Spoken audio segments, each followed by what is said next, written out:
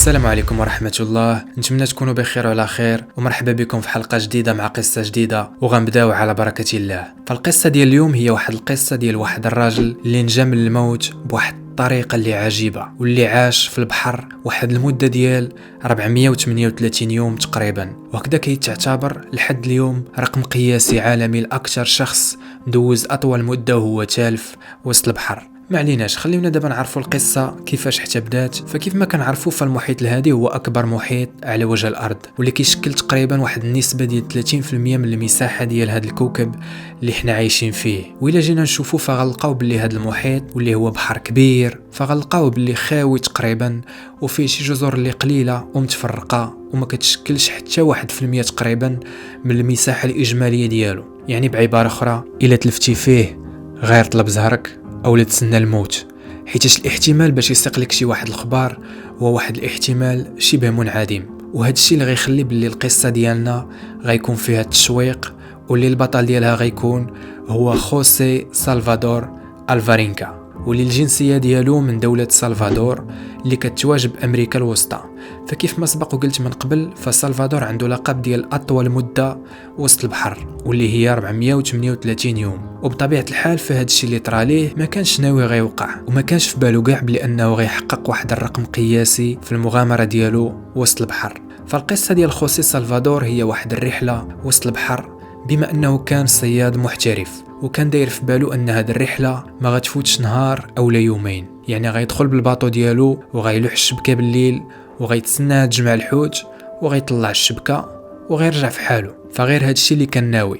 وفي العاده ديالو كان كيمشي معاه واحد صاحبه باش يعاونو في الرحلات ديالو وسط البحر، ولكن من الزهر ديال داك صاحبه انه ما مشاش معاه هذا النهار. فقال سلفادور مع راسو ضروري ما نلقى شي واحد يعاونني، حيت الشبكه ملي غتعمر بالحوت غتولي ثقيله وما يمكنش ليا نطلعها بوحدي. المهم لقى سلفادور واحد الولد عنده 23 عام تقريبا، واللي كان سميتو ايزيكيل كوردوبا، واللي غيدوز اكفس رحله في حياته لدرجه انه غيفقد الامل في الحياه. المهم بلا ما نحرق لكم القصه دابا، خلينا نعرفوها شويه بشويه. فكيف ما سبق وقلت لكم من قبل، فداك الشاب قبل باش يمشي مع سلفادور في الرحله ديالو، وكان متشوق، والرحله ديالهم بدات نهار 17 نوفمبر 2012، وانطلقوا من المنطقة فين كانوا عايشين، واللي هي كوستا أزول، واللي كتواجد بالساحل ديال المكسيك، واللي بطبيعة الحال كتخرج في المحيط الهادي. فالخطة ديالهم هي أنهم كانوا غيدوزوا واحد المدة ديال 30 ساعة تقريبا، يعني نهار ونص ما كاملاش. وكان عندهم واحد الباطو على قد الحال، وما كانوش ضاربين الحساب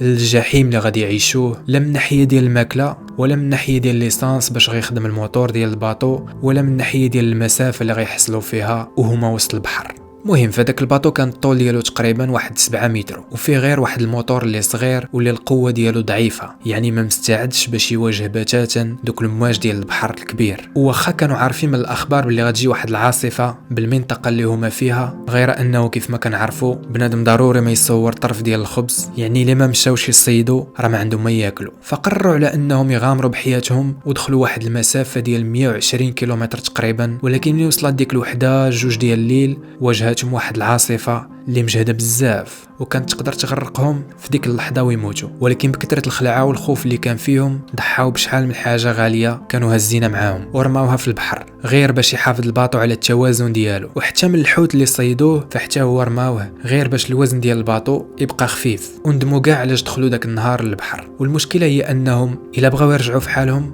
فخاصهم واحد المدة ديال 6 السوايع تقريبا باش يرجعوا لكوستا أزول، اللي هي المنطقة اللي جاو منها. المهم بقاو الليل كامل وما كيتقاتلوا وسط المواج باش يرجعوا في حالهم، وديك المواج كانت واعره بزاف. يعني منين بدات ديك العاصفه مع جوايل وحده 2 ديال الليل حتى لديك 7 ديال الصباح وهما كيتقاتلوا. وفي ديك الوقيته منين شرقات الشمس لقاو راسهم في واحد المسافه ديال 24 كيلومتر على الساحل اللي جاو منه، وكانوا ضربوا في ديك الليله واحد المسافه ديال 100 كيلومتر وهما راجعين وسط المواج. المهم كانت بقى لهم غير 24 كيلومتر تقريبا، وبداو كيبانوا ليهم الجبال ديال المنطقه منين كانوا جايين. ولكن لسوء الحظ فالموتور ديال الباطو عيا وسكت ليهم، وما كانتش عندهم حتى شي وسيله باش يزيدوا بالباطو، وحتى من العواد باش كانوا كيجدفوا بهم كيف ما كنقولوا، فحتى هما كانوا لاحوهم منين بداو الامواج كيصعبوا عليهم المأموريه. ففي ديك اللحظه والباطو حابس، بدات الريح والعواصف كتلعب بهم كيف بغات بحال شي خشبه فوق البحر، ولقاو راسهم باللي شويه بشويه بداو كيبعدوا من جديد على المنطقه اللي جاو منها، وبدا البحر كيجرهم للداخل، ولقاو راسهم مستسلمين وما قادرينش يقاوموا بحتى شي وسيله. والحاجه الوحيده اللي كانت باقا عندهم هي واحد طولكي وولكي اولا واحد الراديو اللي كانوا كيهضروا به مع الرئيس ديال البحاره، بما انهم كانوا في واحد المنطقه اللي باقا قريبه من الساحل اللي جاو منه. وعاودوا ليه شنو طرا ليهم، فقال لهم انا غنجي دابا عندكم وغنعلم الشرطه ديال البحر باش حتى هما يجيو. ولكن للاسف بعد مده قليله على هاد المكالمه ديالهم مع الرئيس، فالباتري ديال داك الراديو ديشارجات والراديو طفى، وبالتالي فالامل الوحيد اللي كان باقي عندهم فحتى هو تبخر، ولقاو راسهم باللي توغلوا بزاف وسط البحر، والمنطقه اللي جاو منها ما بقاتش كتبان، يعني بقاو غير هما والمحيط، والريح عاد ما كتزيد تجبد فيهم. وهنا يبداو كيفقدوا الامل ديالهم. وفي هاد الوقيته كانوا البوليس والرئيس واصحابهم دخلوا للمحيط باش يقلبوا عليهم ويلقاوهم باسرع وقت ممكن، وجابوا بطويات وجابوا طيارات وبقاو كيقلبوا عليهم، ماشي غير نهار ولا يومين وانما ايام وايام. ولكن لسوء الحظ فالبحر ما معاش اللعب، وبقى كيزيد يجرهم للداخل، لدرجه انه في واحد المده ديال سيمانه تقريبا لقاو راسهم انتقلوا من واحد المسافه ديال 24 كيلومتر لواحد المسافه ديال 450 كيلومتر تقريبا على الساحل منين جاو. فما كانوش كيشوفوا غير السحاب والماء ديال البحر، اما شي حاجه اخرى والو. وبما ان الباطو اللي كانوا فيه صغير والمساحه ديالو غير 7 متر وكيف ما سبق وقلت من قبل، فكان صعيب ان شي هليكوبتر تقدر تقشعهم وسط داك المحيط اللي كيشكل 30% من الكره الارضيه. ويوم بعد يوم بداو كيستسلموا للوضع، وعرفوا باللي كيف ما كنقولوا الله كريم، وباللي الاحتمال انهم يتعتقوا ولا شبه منعدم. فالحاجه الوحيده اللي كانت كتعطيهم الرغبه في الحياه هي الجوع والعطش اللي كانوا كيحسوا به، فولاو كيصيدوا بيديهم اي طائر او حوته كتقرب من الباطو ديالهم، ومن كثره الجوع فكانوا كياكلوا داكشي خضر، حيت ما كانش عندهم كيفاش غيديروا باش يشويو اولا يطيبوا داكشي اللي كانوا كيصيدوا. اما بالنسبه للعطش اللي كان كيجيهم فكانوا كيشدوا قراعي خاويين اللي كانوا كيلقاوهم كيلعبوا فوق الماء، وكانوا كيعمروهم بالماء ديال الشتاء منين كتكون كتصب. ولكن كيف ما كنعرفوا فالشتاء ما غتصبش كل نهار وما غتصبش العام كامل، فاللي كانوا كيديروا منين كتكون غير الشمس هو انهم كانوا كيصيدوا الفكارن ديال الماء اللي كانوا كتارين في ديك البلاصه من المحيط اللي كانوا فيها، وكانوا كياخذوا الدم ديالهم وكيعمروا به دوك القراعي اللي كانوا عندهم. وبعض المرات كانوا كيلقاو راسهم مضطرين باش يشربوا الماء اللي كيهبط مع كرشهم حاشاكم، مع العلم ان هذا الشيء يقدر يسممهم كيف ما كنعرفوا، ولكن ما كانش عندهم البديل، حيت كيف ما كنعرفوا فالانسان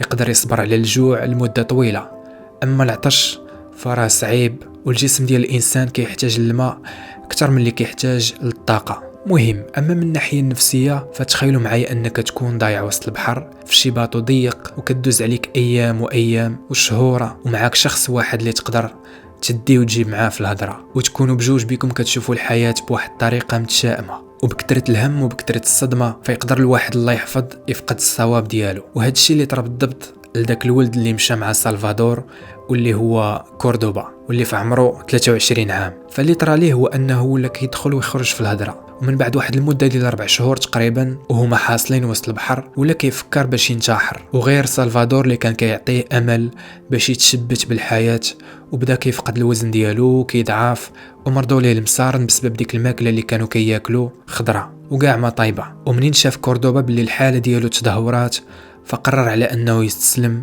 وحبس الماكله ولا باغي غير يموت، وبالفعل بقى داير الاضراب على الطعام حتى مات.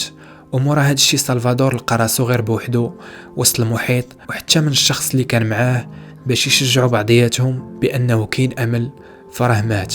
فبقى غير سلفادور ولقى راسو وصل لاخطر بلاصه في المحيط واللي هي الوسط ديالو، وكاع التيارات ديال الامواج حاصروه. يعني شنو ما دار غيبقى الباطو بلاصتو. وكيقول سلفادور انه واحد النهار وهو حاصل بوحدو داز من حداه واحد الباطو كبير هاز السلعه، وكيقول باللي عيا ما يغوت باش يعتقوه وكانوا شافوه واحد 4 ديال الناس كانوا في ديك السفينة، ولكن القبطان اولا الكابيتان ديال داك الباطو كاع ما وصلاتو الخبار وبقى مكمل في الطريق اللي كانوا غاديين فيها. فتخيلوا معايا باش غيكون حس سلفادور هنايا من بعد ما دوز مده طويله اللي كتحسب بالشهور وهو حاصل وسط البحر، فلقى واحد الفرصه باش يتعتق وحس بالامل في الحياه من جديد.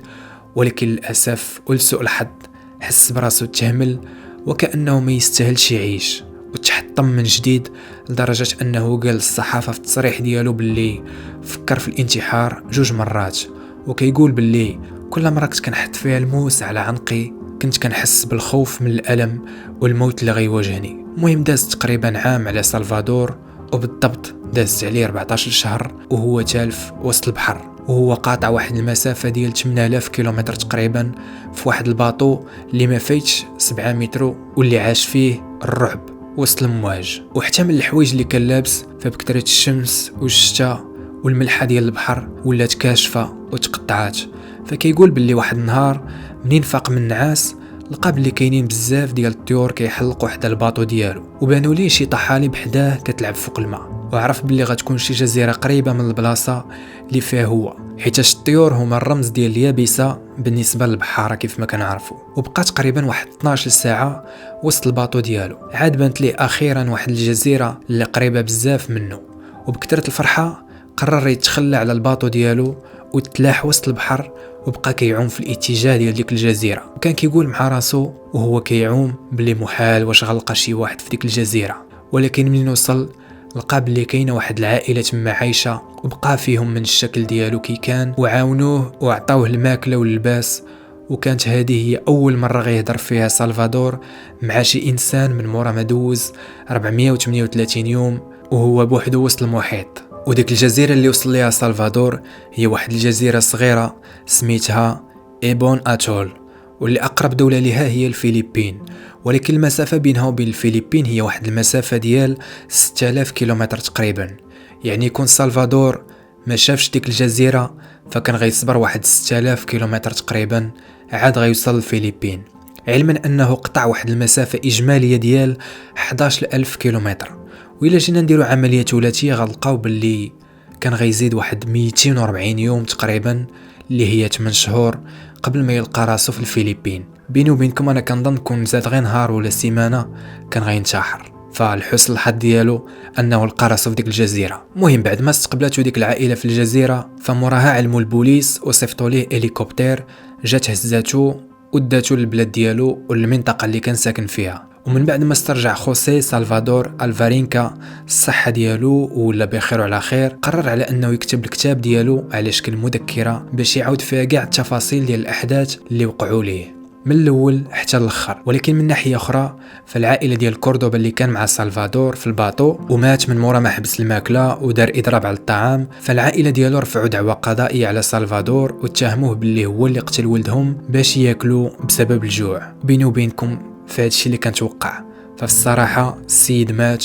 وسلفادور جيعان، فغالبا هو اللي غادي يكون كلاه ماشي الحوت. وبخصوص هاد التهمة هادي فبطبيعة الحال سلفادور استنكر التهمة اللي داروا ليه. وهكذا كنكونوا سالينا هاد الحلقة. ما تنساوش ديروا لايك وتابوناو وفعلوا الجرس وخليو في الكومنتير شنو بان لكم، واش سلفادور اللي كلا كوردوبا او لا كلا القرش. فهذا مكان، وتحية لكاع البحارة في كل مكان، ودمتم في رعاية الله وتهلاو في راسكم.